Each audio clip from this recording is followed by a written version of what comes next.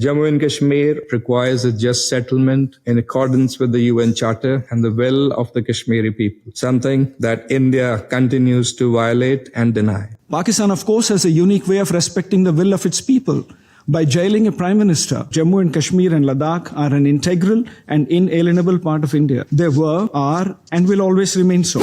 India's unilateral suspension of the Indus Waters Treaty, which is a rare and enduring example of successful diplomacy, is yet another blatant breach of international obligations that undermines regional stability and endangers the lives and livelihoods of millions in our region.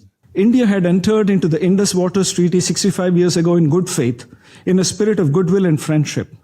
Throughout these 6.5 decades, Pakistan has violated the spirit of the treaty by inflicting 3 wars and thousands of terror attacks on India.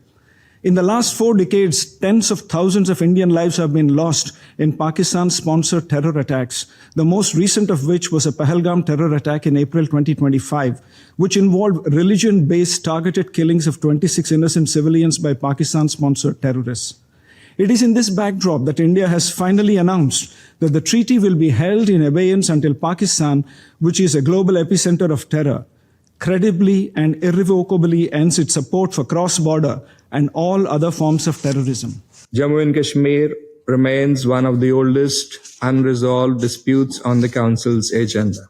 It requires a just settlement in accordance with the UN Charter, relevant Security Council resolutions, and the will of the Kashmiri people, something that India continues to violate and deny. India would like to reiterate that the Union territories of Jammu and Kashmir and Ladakh are an integral and inalienable part of India.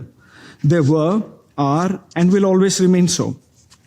Pakistan's unwarranted reference to Jammu and Kashmir in today's open debate attests to its obsessive focus on harming India and its people.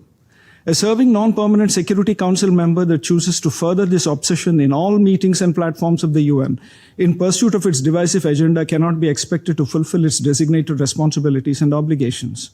When dialogue is rejected or the Secretary General's good offices are blocked, bilateralism cannot serve as an excuse for inaction. Pakistan, of course, has a unique way of respecting the will of its people by jailing a prime minister, by banning the ruling political party, and by letting its armed forces engineer a constitutional coup through the 27th Amendment and giving lifetime immunity to its Chief of Defense Forces.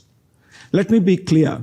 India will counter Pakistan-sponsored terrorism in all its forms and manifestations with all its might.